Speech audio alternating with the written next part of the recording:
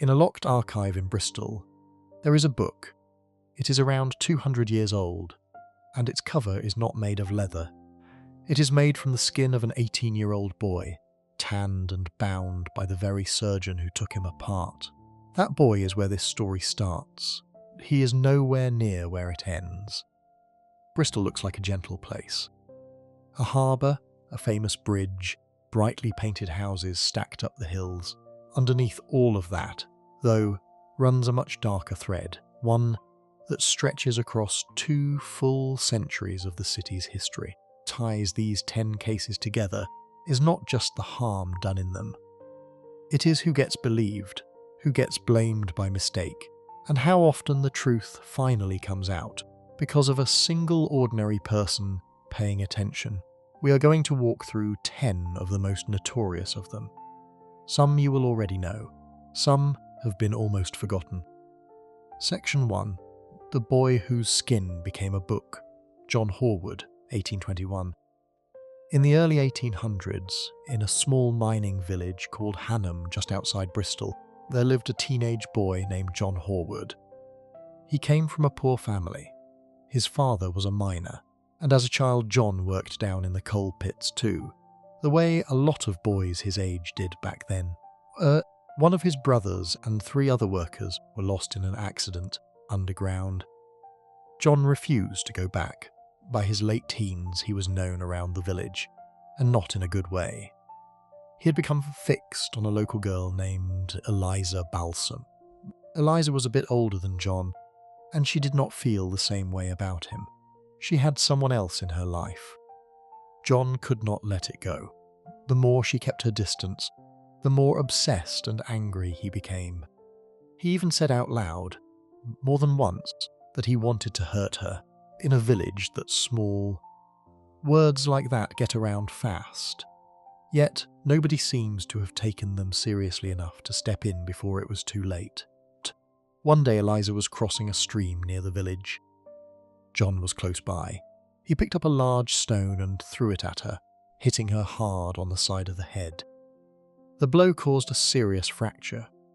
She did not lose her life that day, though. She made it home, but she was in awful pain, dizzy and sick. And over the next few weeks she got worse instead of better.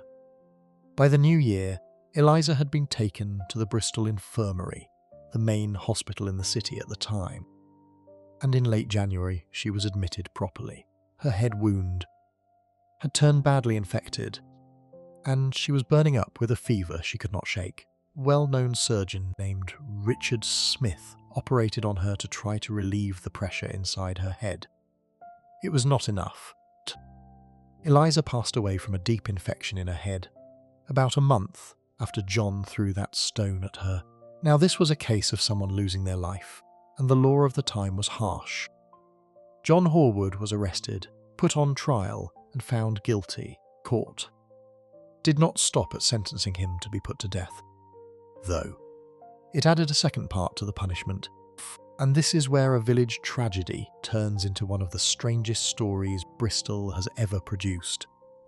In those days, being put to death was sometimes only the start. Years earlier, the people who made the laws had decided that for the worst cases they wanted to add extra fear and a special mark of shame on top of the sentence. So a rule was brought in saying that the remains of certain offenders should be handed to surgeons to be opened up and studied in front of an audience. The thinking was that the horror of it would frighten other people away from crime. For John, the court ordered exactly that. His remains were to go to the very same surgeon who had treated Eliza, Richard Smith, to be used in a public anatomy lesson. On a Friday in April 1821, the sentence was carried out in front of a huge crowd, since public punishments back then were treated almost like events that people gathered to watch. John was 18 years old, also the very first person ever put to death at Bristol's brand new jail, which had only recently opened. His family and friends were horrified at what was meant to happen to him afterward, so they hatched a plan to grab his remains and carry them back to Harnham along the river before the surgeon could collect them. Richard Smith worked out what they were up to. He had the remains moved quietly in the dead of night by carriage, and he got there first. Family's plan failed. What Smith did next is the reason people still talk about this case 200 years on. After the public lesson, he kept a section of John's skin. He had it treated and tanned, the same process used to make leather. Then he used that leather to bind a book. Inside it he placed all the papers tied to the crime, the trial, and the lesson. On the cover he had skulls and crossbones pressed into the surface, along with a line of Latin that simply meant the actual skin of John Horwood. He was not trying to hide what it was. He wanted people to know that book is real. It still exists, and it is kept safe in the Bristol archives today. For a long time it was passed around as a kind of grim curiosity, something to shock visitors. The longer you sit with it, though, the heavier it feels. Because behind that leather cover was a frightened teenage boy from a poor family. And in the background of the whole thing is a young woman whose name often gets left out. Eliza Balsam. Life ended over a one-sided crush she never wanted any part of. There is one last piece, and it stayed hidden for almost 2 centuries. John's skeleton was never properly laid to rest. It ended up stored in a cupboard at the University of Bristol, hanging there and slowly forgotten. Then, around 2011, a woman named Mary Halliwell was looking into her family tree when she discovered she was related to John. She traced what had become of him, found the skeleton, and pushed for him to finally be given a proper burial near his home village. Nearly 190 years after that day in April 1821. So the boy whose skin became a book did, in the end, get a real grave with his own name on it. John Horwood was caught, named, and punished for the loss of one single life. Just a few decades later, a little way across the same city, someone else began quietly taking far more lives than that year after year. For a long time, almost nobody noticed. The reason they got away with it for so long is one of the saddest details in this whole story, because every one of those lives belonged to a baby. Section 2. The woman who was trusted with babies, Amelia Dyer, 1837 to 1896. This story begins in Bristol, in a little place called Pile Marsh, on the edge of the city, where a girl named Amelia was born in 1837. Her family was respectable enough. Her father made shoes for a living, and Amelia learned to read and write, which was not something every child managed back then. Her home, though, was a hard place to grow up. Mother became very unwell in both body and mind, and would have frightening fits. And as a child, Amelia was the one who had to care for her, right up until her mother passed away. That early life, one surrounded by sickness, seems to have shaped a great deal of what followed. As a young woman, Amelia trained as a nurse in Bristol. Nursing was seen as a decent, respectable job, but it paid almost nothing. Around this time, she met a midwife who told her about a way to make far more money. Something that was common in Victorian Britain and had a soft, harmless-sounding name. It was called baby farming. To understand what that meant, you have to understand the world she lived in.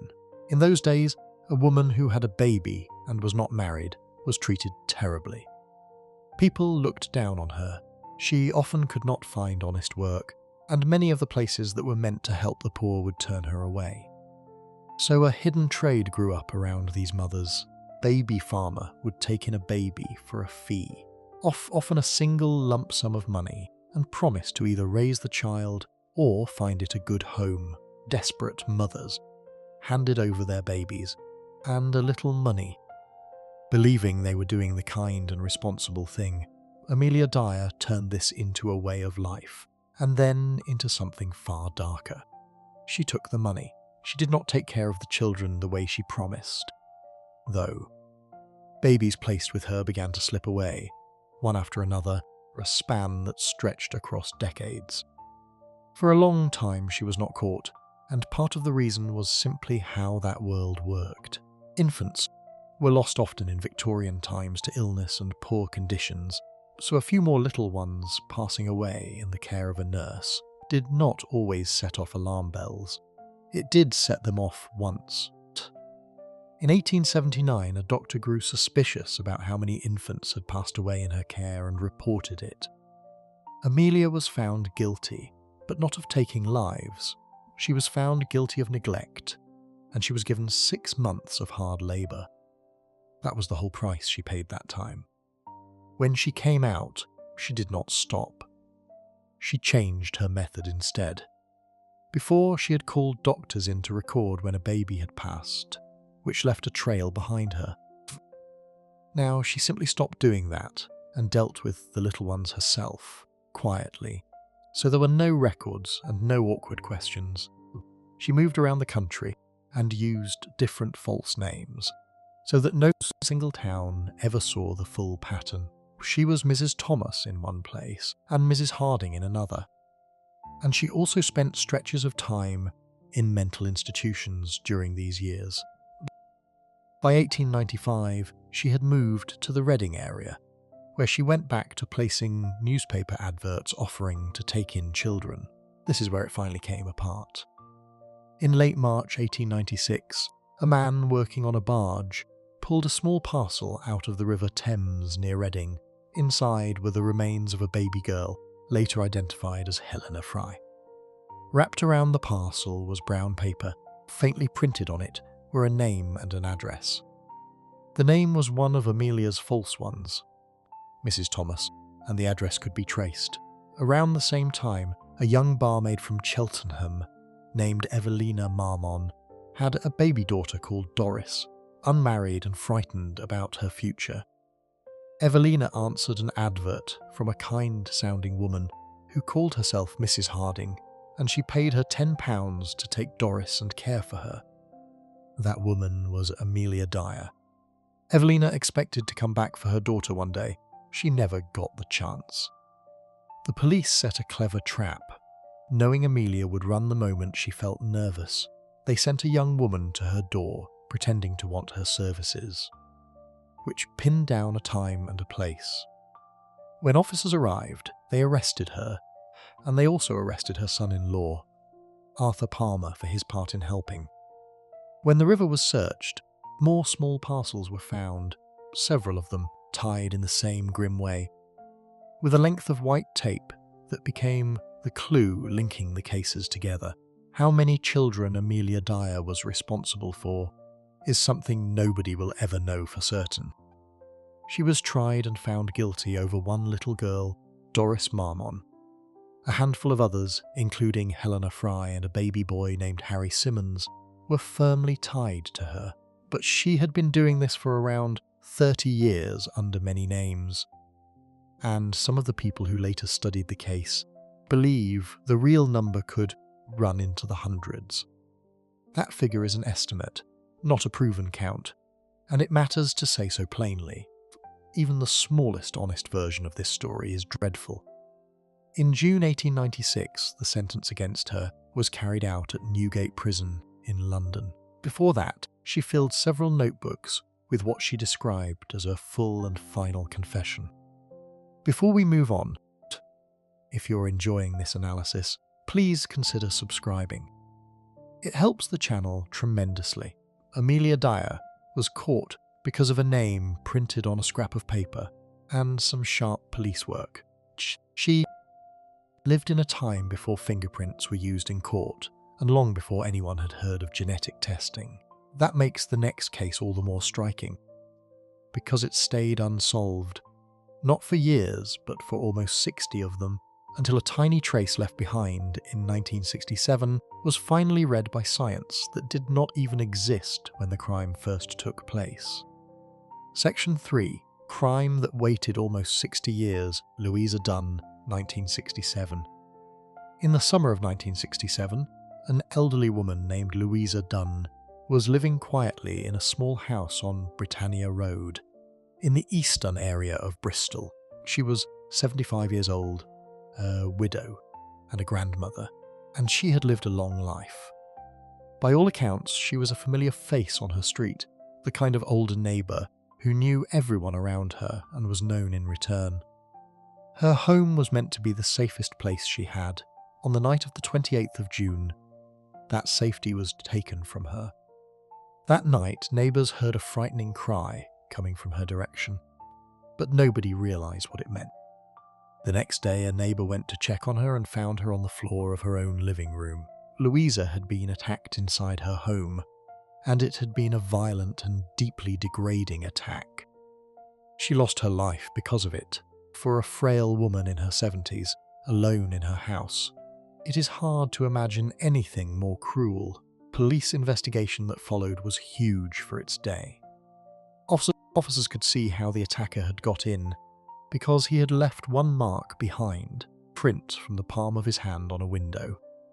In 1967, there was no such thing as genetic testing, so that palm print was one of the best clues they had. The trouble was matching it to a real person. To try, the police did something enormous. A host. They took prints from around 19,000 men and boys across the area and compared everyone against the mark from the scene. Not a single one matched. The trail went cold. Here is the part that mattered far more than anyone could have guessed at the time. The detectives kept the evidence. They held on to the clothing Louisa had been wearing, including a skirt, along with other samples gathered at the scene. Those items were boxed up and stored, and they sat there decade after decade while the world changed around them. The officers who first worked the case grew old. Many of them passed away. Still, the boxes waited. For more than 57 years, the person responsible walked free. He carried on with his life as though nothing had happened. Louisa's family lived all that time without ever knowing who had done this or why. Then, in 2023, a team at Avon and Somerset Police that looks back at old unsolved cases pulled the Louisa Dunn file out again. This time, they had something the original detectives never had. Modern forensic science can read genetic material from the tiniest and oldest traces, things that would have been completely useless in the 1960s. Specialists examined the clothing that had been kept all those years, including that skirt, and from it they built a full genetic profile of the man who had attacked her. A profile on its own is only half the answer, because you still need someone to match it to. When they ran the profile against records, it came back to a man named Ryland Headley. Match was described in court as being on the order of 1 billion to 1, which in plain terms meant there was no realistic chance it belonged to anyone else. The reason his details were on record tells its own grim story. Some years after Louisa was attacked, Headley had moved his family away from Bristol to Ipswich. There, in the late 1970s, he broke into the homes of 2 elderly women and attacked them. He was caught and convicted for those crimes, and that is how a sample of his genetic material ended up in the system, waiting, much like the boxes in storage, for the 2 halves of the puzzle to finally meet. Ryland Headley was arrested at his home in Ipswich in November 2024, by which time he was 92 years old. He had been a man in his 30s when Louisa lost her life, somewhere around 34, and he had spent the rest of his long life as a free man. He denied everything. The case went to trial at Bristol Crown Court, and at the end of June 2025, a jury found him guilty of both serious charges against him. When the judge sentenced him in July 2025, he did not soften it. He told Headley that he had violated the safety of a woman in the one place she had every right to feel secure, that she would have known great fear and pain. Headley was handed a life sentence with an order to serve at least 20 years. For a man already in his 90s, the judge spelt out what that meant. He told him he would never be released and would end his days behind bars. This is now widely believed to be the oldest cold case ever solved in Britain, an attack that went unanswered for 58 years before science and patience caught up with the man responsible. There is a hard lesson buried in it. Justice arrived in the end not because of a dramatic chase or a sudden confession, but because ordinary detectives back in 1967 made the quiet choice to keep a few items of clothing in a box, just in case the future found a way to read them. Louisa Dunn's story is about a stranger who slipped away and stayed hidden for almost a lifetime. But not every danger comes from a stranger, and not every case takes decades to unravel. Sometimes the harm comes from someone close, and it arrives not over long years, but in the space of a single terrible morning. Which is exactly what Bristol woke up to in the autumn of 1987, Section 4. One terrible morning, Kevin Weaver, 1987. On the morning of the 14th of October 1987, a young man named Kevin Weaver did something the city of Bristol still struggles to make sense of. He was 24 years old, for the space of a few hours. In 2 different places, he took 4 lives, including the lives of 2 people in his own family. To understand how a single morning could turn into something so awful, you have to go back a couple of years to a relationship that ended, and a man who could not accept that it was over. Kevin Weaver had been engaged to a young woman named Alison Woodman. When the relationship broke down, Alison moved on with her life. Kevin did not. For around 2 years he refused to let her go. He phoned her constantly, followed her, and turned up wherever she was, until what he was doing would today be plainly recognised as a frightening campaign of harassment. Alison tried to stay polite and keep things calm, but she was clear that the relationship was finished. That was the one thing Kevin would not hear. He was also fascinated by weapons. He belonged to a shooting club and had built up a collection over time. On the morning everything happened, that fascination and that obsession came together in the worst possible way. He had decided he was going to confront Alison at the place where she worked, and nothing was going to stop him. There was a practical problem in his way. Kevin needed a car to get to her workplace, and the car he could get hold of belonged to his sister, Linda.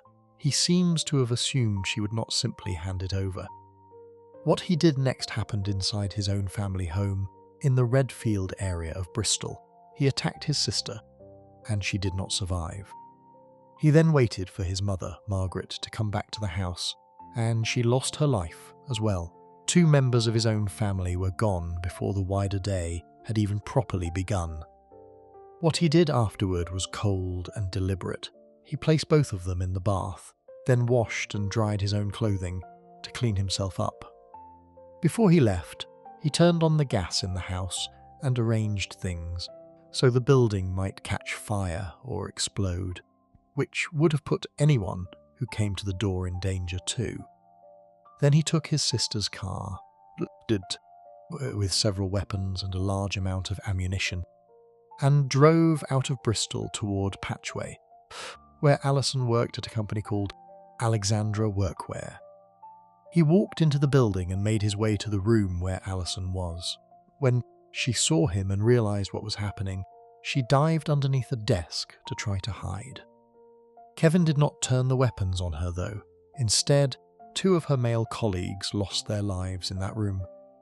One of them was a computer manager named David Purcell, who was 29. The other was an accountant named John Peterson, who was 48. Neither man had anything to do with Kevin's grievance. They were simply there, and they tried to deal with a situation no ordinary person is ever prepared for. Then came one of the strangest moments of the whole day. Alison, the person Kevin had spent 2 years obsessing over and had travelled across the city to reach, was right in front of him, hiding under a desk. He had every chance to do the thing he had set out to do. He did not. He looked at her and told her in plain words that it was her lucky day, and then he walked out. He later said he could not go through with it because, in his own twisted way, he still loved her. The 2 men who lost their lives were strangers to his feelings, and yet they were the ones who paid the price. Outside, the situation could have grown worse still. At one point, a passerby, seeing him holding a weapon, simply told him not to be silly and to put it down. Remarkably, Kevin did not turn on that person either. He was arrested that same day, and the danger was over almost as suddenly as it had begun, when the case Bristol Crown Court. The following year, the central question was not really whether Kevin Weaver had done these things, because he had. The question was what was going on in his mind. The court accepted that he was seriously mentally unwell. In March 1988, he was ordered to be held in Broadmoor, a high-security psychiatric hospital, for an indefinite period, with the court describing him as an extreme danger to the public. He was not sent to an ordinary prison. He was sent somewhere he could be locked away and watched closely, possibly for the rest of his life. Case weighed heavily on the region for another reason too. Only a few weeks earlier, the country had been shaken by a terrible attack at Hungerford, where one man had taken many lives in a single rampage. Bristol now facing its own multiple loss of life at the hands of one armed man. Comparisons between the two were impossible to avoid. For a short, grim stretch, it felt as though this kind of horror was becoming frighteningly familiar. Before we move on, if you're enjoying this analysis, please consider subscribing. It helps the channel tremendously. Kevin Weaver's victims knew exactly who he was. His mother and sister had lived with him, and Alison had once planned to marry him, so there was no mystery about who was responsible from almost the very first moment. The next case is the complete opposite. It is a Bristol story that gripped the whole country one Christmas. And for weeks, the public's attention landed firmly on the wrong man, while the person actually responsible watched it all unfold from very close by. Section 5. The Christmas the whole country was watching, Joanna Yates, 2010. In December 2010, a 25-year-old woman named Joanna Yates was living in the Clifton area of Bristol with her boyfriend, Greg Reardon. Most people knew her as Jo. She was a landscape architect, originally from Hampshire, and she had built a happy life in the city. On the 17th of December, she went out for drinks after work with colleagues. The way so many people do in the run-up to Christmas, she made her way home that evening. She never left her flat alive again, and for the next 8 days, nobody knew what had become of her. Greg was away for the weekend, visiting family in Sheffield. When he came back on the 19th and found the flat empty, something felt deeply wrong. Jo's phone was there, her purse was there, her keys were there. None of the things a person grabs before heading out the door had gone with her. He reported her missing very quickly. The search for Jo Yates became one of the biggest news stories in the country. It was the timing as much as anything that gripped people. A young woman had seemingly vanished just before Christmas, leaving behind every sign that she had meant to stay home. Her face was on every news programme and every front page. Then, on Christmas Day itself, the worst fear was confirmed. A couple out walking their dogs found Jo on a snow-covered verge in Longwood Lane, in the village of Fireland, a few miles from her home. She had been attacked and she had lost her life. What had been a desperate search was now something far darker. Pressure to find who was responsible was enormous. And this is where the story took a turn that still matters today. Police arrested Jo's landlord, a retired schoolteacher named Christopher Jefferies.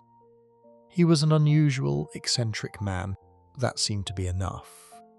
Before he had been charged with anything at all, several newspapers tore into him.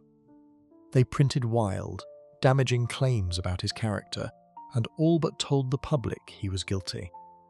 He was an innocent man. He had done nothing. Yet for a stretch of time, the whole country was nudged into believing the worst about him. Simply because he seemed odd and happened to live nearby. Christopher Jefferies was released without charge. and he later took several newspapers to court over what they had done to his name, winning apologies and damages. His case became a lasting example of how badly things can go when a crowd decides someone is guilty before any real evidence is in. While the press were busy ruining the wrong man, the person who had truly harmed Joe was watching the whole thing unfold from only a few feet away. That person was Vincent Tabak. He was a Dutch engineer in his early 30s, and he lived in the flat right next door to Joe and Greg. He and Joe barely knew each other. They were neighbours who had hardly spoken. On the night of the 17th, after Joe got home, Tabak ended up inside her flat, and within a very short time he turned on her, taking hold of her by the neck and refusing to let go. Joe fought him. She tried hard to defend herself. It was not enough, and her life ended there in her own home. What he did next is what people find hardest to take in. He hid Joe inside a bag and placed it in the boot of his car. He then drove to a supermarket and did some shopping, picking up ordinary things like salt, crisps and beer, sent his girlfriend a text message saying he was bored. With Joe still in his car, he carried on as though it were a normal evening before driving out to Philand and leaving her on that quiet roadside in the snow. In the days that followed, tried to push suspicion toward Christopher Jeffries, and he searched online to follow the news and check details about the area where he had left her. The science is what undid him. A trace of his genetic material had been left on Joe, and once the police had that, the truth could no longer hide behind an eccentric landlord or a false show of innocence. Vincent Tabak was arrested in January 2011 and charged. When the case reached Bristol Crown Court later that year, Tabak admitted he had been the one to end Joe's life, but he insisted it was not the most serious kind of wrongdoing. He claimed Joe had been friendly, that he had misread her, that he panicked when she cried out, and that he had not meant for things to go so far. The jury did not believe him. They decided he had known exactly what he was doing. It also came out that Tabak had a dark private interest in disturbing material involving harm to women, and the judge believed there was a sexual side to what he had done.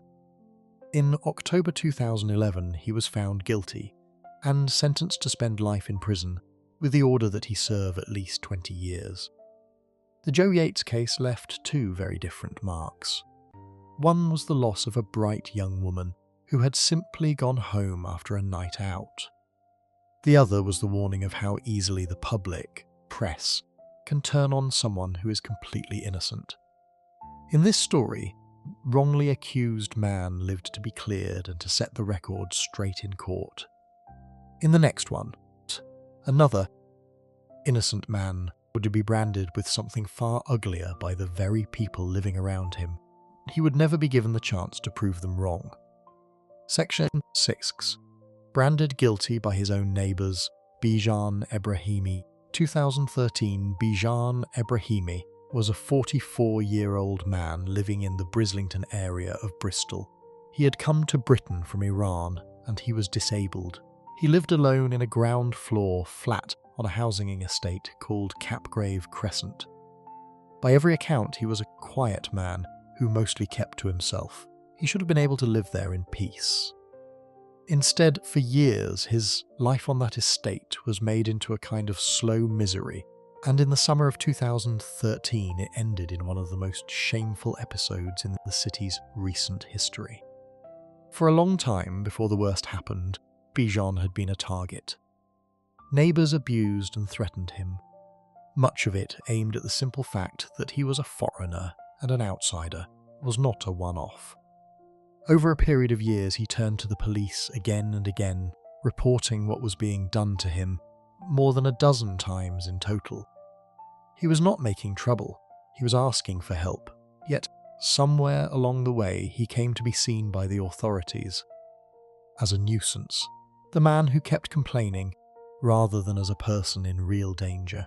July 2013, the situation boiled over because of a misunderstanding that should have been easy to clear up. Bijan had been seen taking photographs around the estate. He was doing this to gather evidence of the antisocial behaviour aimed at him, so he could show the police what he was dealing with. Some of his neighbours, though, twisted it into something monstrous. Rumour spread that he was taking pictures of children, and within hours he was falsely accused of being a danger to children. There was no truth to it whatsoever. On the 11th of July, an angry crowd gathered outside his home, shouting abuse at him. The police were called. What happened next is almost hard to believe.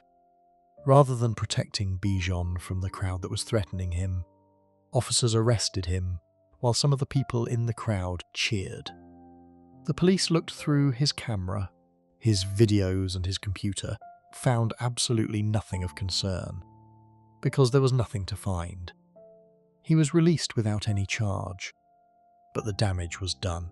He been publicly treated like a guilty man in front of the very neighbours who had been tormenting him.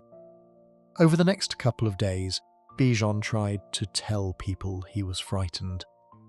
On the night before the end, he even recorded a video showing one of his neighbours, a man named Lee James, standing outside and shouting at him. It was a record of exactly the threat he was living under, and it would later be shown in court. On the 14th of July 2013, Lee James, who was 24 and lived nearby, attacked Bijan and took his life. Bijan died from his injuries. Then, in a final act of cruelty, his attacker set him alight. A second man, 25-year-old Stephen Norley, helped move him and helped with starting the fire. Bijan was found a short distance from his own front door. Disabled man who had spent years begging for protection had been harmed and then disposed of just yards from the home he had never felt safe in. The courts at least dealt with the two men clearly. Lee James admitted his part and was given a life sentence, with the order that he serve at least 18 years. The judge called it a vigilante crime and described it as an act of injustice, making plain that the accusations against Bijan had been completely baseless. Stephen Norley admitted helping after the fact and was sentenced to 4 years.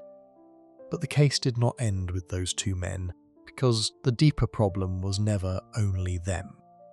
Investigations afterward looked hard at how the police and the local council had treated Bijan over the years, and the findings were damning. Reports concluded that both the council and the police had repeatedly taken the side of the people abusing him, and that he had been treated unfairly because of his background, a form of discrimination woven into how the system responded to him. The institutions meant to keep him safe had let him down again and again, long before that final night. As a result, several officers were dismissed from their jobs, and 2 were sent to prison for failing in their duty. What makes the Bijan Ebrahimi case so painful is that almost nothing about it was a surprise. He had told them.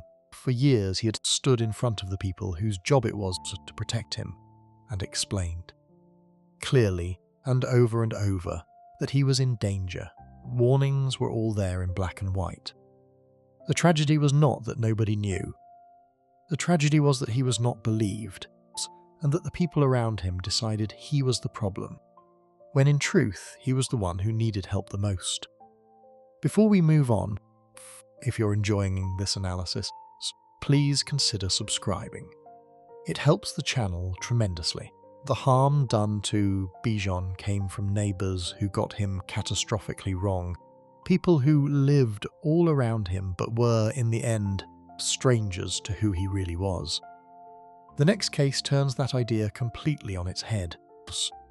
It is about a 16-year-old girl who was harmed not by a stranger and not by a neighbour, but by someone inside her own family, someone she had every reason in the world to trust. Section 7. The stepbrother she should have been able to trust. Becky Watts. 2015. Becky Watts was a 16-year-old girl from Bristol. She was born in the city in 1998 and in early 2015 she was living in the St. George area, getting on with the ordinary business of being a teenager. On the 19th of February that year, she went missing from her home. At first it looked like it might be just that.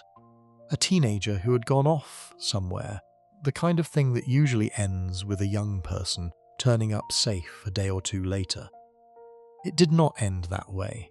What had really happened to Becky was far worse. And the person behind it was someone she lived alongside as family. That person was her stepbrother, Nathan Matthews. He was in his late 20s. Becky's father and Nathan's mother were a couple, which made the two of them step-siblings, part of the same blended household. Nathan was not some distant relative Becky barely saw. He was family, the sort of person a young girl is taught she can rely on. Behind that ordinary picture, though, Nathan Matthews and his girlfriend, a young woman named Shauna Hoare, had been sharing something deeply disturbing. The two of them had a sexual interest in young teenage girls, and they had exchanged messages with each other about the idea of taking a girl by force. This was not idle talk that went nowhere. They settled on a plan, and the person they settled on was Becky. On the day she went missing, the pair went to her home having prepared a kit to carry out a kidnap, including weapons. The plan, the court would later be sure, had a sexual motive behind it. What happened inside that house is hard to talk about. Nathan Matthews took Becky's life. She was 16 years old, and she lost her life in a place where she should have been completely safe, at the hands of someone from her own family. Then came the part of this case that people in Bristol have never been able to forget. To hide what he had done, Matthews cut up and concealed Becky's remains, keeping them tucked away while the search for her went on across the city. That search was huge. For nearly 2 weeks, Becky was treated as a missing person, and the public threw themselves into trying to find her. Posters went up, people shared her photograph. Her own family appealed for her safe return. The sickening twist is that while all of this was happening, Nathan Matthews and Shauna Hoare joined in too, putting on a show of worry alongside everyone else. They stood among the people searching for Becky, pretending to share the family's fear, all the while knowing exactly where she was and what had been done. On the 2nd of March, the truth came out. Becky's remains were discovered, hidden at a property in Bristol, and what had been a missing person case became one of the most serious investigations the city had seen in years. When the case reached Bristol Crown Court in November 2015, the central facts were laid out plainly. Nathan Matthews had already admitted that he had taken Becky's life, but he tried to argue about exactly how responsible he and Hoare each were. The jury did not take long. After a trial lasting weeks, it took them under 4 hours to reach their verdicts. Athorf Nathan guilty of the most serious charge and given a life sentence, with the order that he serve at least 33 years. Shauna Hoare was found guilty of the lesser charge of manslaughter and sentenced to 17 years. Both were also found guilty of plotting the kidnap, of trying to cover up what had been done, of preventing a proper burial, and of having the weapons they had brought with them. The judge made clear how grave it was. He was sure the plan to take Becky had been driven by a sexual motive, and he set Matthew's minimum term high to reflect the sheer cruelty of what had been done to a defenceless 16-year-old. The case was so disturbing that some compared it to the most infamous crimes in British history, and it left a deep mark on the city. For Becky's family, the wound was made worse by where the danger had come from. This was not a stranger who had slipped in from outside. It was someone who had sat at the same table, who had been part of family life, been trusted. That betrayal sat at the very centre of the horror. A girl had been taken from her family by a member of that same family, and then those left behind had been deceived to their faces during the very days they were most desperate for her to come home. Becky Watts was harmed by someone she knew far too well, someone hiding in plain sight inside her own home. The next case is a different kind of nightmare altogether. It involves two men, an ordinary house in Bristol, and a scene so brutal that the police officers who walked into it described it as a house of horrors, made all the more chilling by the everyday jobs the two men did for a living. Section 8. The House of Horrors in Easton, Denzel Mackenzie and Fahad Pramanik, 2021. In September 2021, two men lost their lives inside a house on Wood Street in the eastern area of Bristol. Their names were Denzel Mackenzie, who was 56, and Fahad Hossan Pramanik, who was 27. The two of them did not have much in common. One of them was barely connected to the events at all. What linked them was simply that they were both in the same house on the wrong night when two men arrived who were capable of something almost impossible to comprehend. Those two men were Ionut Valentin Bobok, who was 22, and Jacob B. Chers, who was 46. Both of them lived in the Hillfields part of Bristol, and both had worked together at an abattoir near the city. An abattoir is a place where animals are processed into meat, and the work the pair did there involved cutting. That detail, which would normally mean nothing at all, ended up mattering a great deal because of what they later did with the skills they had picked up on that production line. Denzel Mackenzie was known to the pair, especially to Bobok, and the two had a complicated and unhealthy connection. Mackenzie had been lending Bobok money. Messages between them suggested he had been seeking favours of a personal nature in return. Bobok felt trapped and resentful about the arrangement, and over time that resentment curdled into something dangerous. Together with Chers, he settled on a plan to deal with Mackenzie for good. On the 11th of September, the two men made their way to Mackenzie's home. They got inside by tricking him, telling him they had brought a gift. There was no gift. Once they were through the door, they attacked both men with knives. Denzel Mackenzie was the target they had come for. Fahad Pramanik simply happened to be visiting from London that night, with no link whatsoever to the pair or their grievance. He was in the wrong place at the wrong time, and because he had seen them, they made sure he could never speak about it. What the two attackers did afterward is where this case earns its dark reputation, and it is also where any decent account has to step carefully. Both men had lost their lives. Bobok and Chers did not simply leave. They went further, treating the two men in a way so grotesque that it shocked even experienced officers, and it carried a sickening echo of the cutting work the pair had done for a living. The details were laid out in court. They do not need repeating here. It is enough to say that what was done went far beyond taking a life, into something deliberately cruel and degrading. Before they left, the pair stole a number of things from the house, including jewellery, electronics, and audio equipment. They also tried to cover their tracks, spraying dark car paint around parts of the house in an attempt to hide what they had done. The truth came out the very next day. On the 12th of September, the police were alerted by a member of Bobok's own family, who had been told what had happened. Officers went to the house on Wood Street and found the scene inside. They later described it as a house of horrors, which is not a phrase police use lightly. It tells you just how far beyond the ordinary this was, even for detectives who deal with serious crime for a living. When the case reached Bristol Crown Court late in 2022, it ran for about a month. Bobok admitted that he had taken Denzel Mackenzie's life, but he denied being responsible for Fahad Pramanik. Chers denied any part in either. Jury rejected those defences completely, and both men were found guilty of taking both lives. The judge, in sentencing them, made clear how cruel and savage the whole thing had been, and she rejected any suggestion that they had acted out of fear or self-defense. Bobok was given a life sentence with a minimum term of 37.5 years. Chers was also given a life sentence, a minimum of 39 years.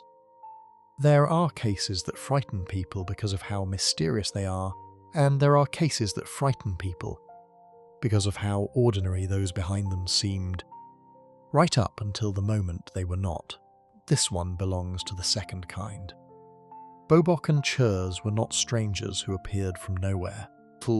They were two men with jobs and homes who had drunk in that house before, who turned a private grievance into a scene the people who found it will never be able to unsee. Fahad Pramanik did not even know them. He simply visited a friend on the wrong evening, and that was enough. Before we move on, if you're enjoying this analysis, please consider subscribing. It helps the channel tremendously. Both of those men were adults, drawn into a horror behind closed doors that most of the city never saw until it was over. The next case could not be more different in that respect. It happened out in the open, on a Bristol street, in a matter of seconds, and its victims were not adults at all. They were two boys who had done nothing wrong and were simply heading out together to get something to eat. Section 9. Two boys, the wrong place, 33 seconds. Max Dixon and Mason Rist, 2024. Max Dixon was 16 years old. Mason Rist was 15. Two had been best friends since they were tiny, having met at nursery, and by early 2024 they were the kind of inseparable pair who lived near each other and did everything together. Host. On the night of the 27th of January 2024, the two boys did something completely ordinary. They headed out together to get some food, planning to grab a pizza. It was late, close to 11 at night, on a street called Ilminster Avenue in the Knowle West area of Bristol. They never made it. To understand what happened to them, you have to understand that it had nothing to do with them at all. Earlier that evening, in another part of the city, there had been trouble. A group of masked youths had thrown bricks at a house in the Hartcliffe area, and a woman inside had been hurt. That set off a furious, misguided hunt for revenge. A group of people got into a car and went out looking for whoever they believed was responsible. They were armed, they were angry, and they were completely wrong about who they were looking for. The man driving that car was Anthony Snook, who was in his 40s. Him were four young people. One of them, 18-year-old Riley Tolliver, carried a bat. Another, 17-year-old Codishai Westcott, part of the group, along with two younger boys, aged 15 and 16, who were carrying large blades. As they drove around, they spotted Max and Mason walking along the street. Believing, with no real reason, that the two boys were tied to the earlier trouble, they decided they had found their targets. What followed was horrifyingly fast. Boast. The armed group jumped out of the car and chased the two boys down the street, and both of them suffered injuries they could not survive. The sheer speed of it is one of the hardest details to take in. From the moment the attackers got out to the moment they ran back to the car, only about 33 seconds had passed. In barely more than half a minute, two children were fatally hurt. People responsible were already climbing back into the vehicle to get away. Members of the public and the emergency services rushed to help the boys. It was not enough. Max and Mason both passed away in hospital in the early hours of the next morning. Two best friends who had simply gone out for a pizza were gone, and the reason was a case of mistaken identity built on top of someone else's quarrel. The investigation that followed was enormous, more than 100 officers working on it. One of the senior detectives described Max and Mason plainly as beautiful boys who had been going about their own business in their own community. When they were attacked for no reason at all, That description captured why this case hit the city so hard. There was no feud involving the boys, no bad decision on their part, nothing they could have done differently. They were targeted by mistake and lost their lives for it. When the case went to trial at Bristol Crown Court, it ran for around 6 weeks. In November 2024, the jury delivered its verdicts. All 5 of those involved were found guilty of taking the lives of both boys. Even the youngest, who had earlier admitted his part in what happened to Mason, was found responsible for Max as well. This was not treated as the act of one person while the others stood by. The court found that they had gone out together, armed and hunting, that they shared responsibility for what they did. In December 2024, the sentences reflected how seriously the court took it, even though most of those involved were very young. Anthony Snook, who had driven the group and waited for them, given a life sentence with a minimum of 38 years. Riley Tolliver was ordered to serve at least 23 years. The 2 boys, who were only 15 and 16 at the time, were given long terms of their own, around 15 years for one and 18 years for the other. And Codishai Westcott also received a lengthy sentence. These were not adults handing out punishment to other adults. In large part, this was a courtroom dealing with teenagers who had ended the lives of 2 other teenagers.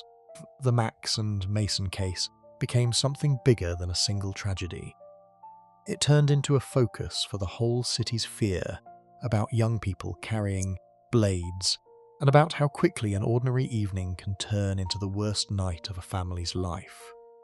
2 boys went out for food and never came home, and they were taken not by an enemy, but by strangers who got them completely fatally wrong.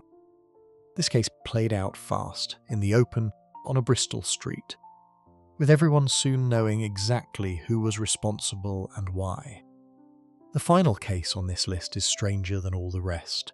The harm at its heart was not done in Bristol at all, but far away in London, Fost. And the only reason it became a Bristol story is because of where the man responsible tried to hide what he had done, one of the most famous and beautiful landmarks in the entire city. Section 10.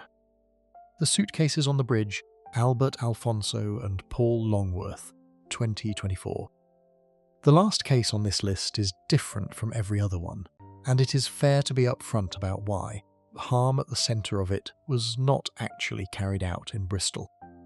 It happened more than 100 miles away, in London. Yet it became one of the most talked about Bristol stories of recent years, because of where the man responsible chose to bring the evidence of what he had done, ties itself to one of the most famous landmarks in the whole city, the Clifton Suspension Bridge. Albert Alfonso and his partner Paul Longworth were a couple. Albert was 62, and Paul, his civil partner, was 71. They lived together in a flat in the Shepherd's Bush area of West London.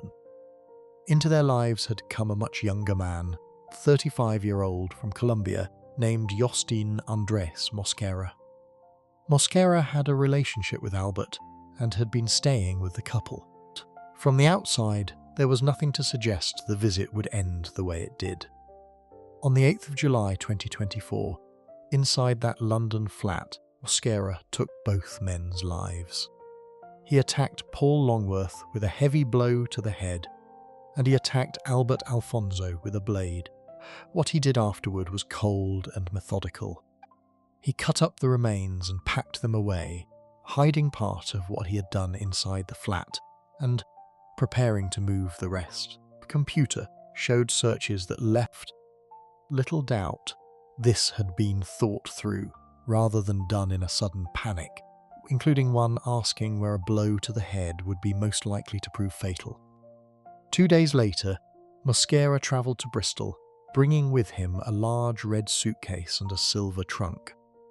He made his way to the Clifton Suspension Bridge, the elegant Victorian bridge that hangs high over the Avon Gorge, and is one of the first images many people picture when they think of the city.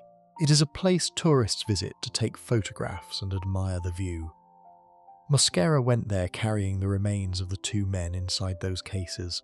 He very nearly passed by unnoticed, but small things gave him away.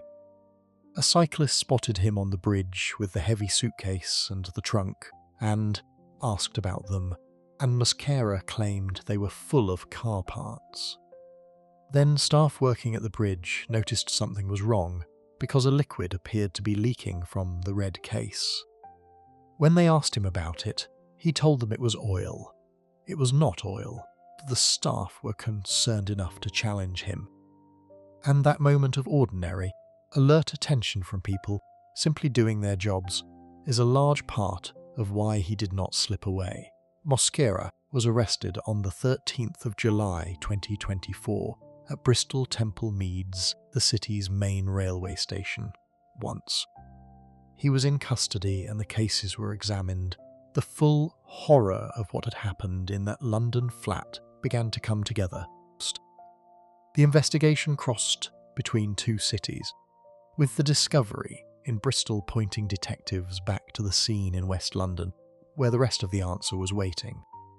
When the case came to court, Mosquera did not deny being involved in the loss of Albert Alfonso's life, but he tried to argue it was a lesser kind of wrongdoing, claiming he had lost control.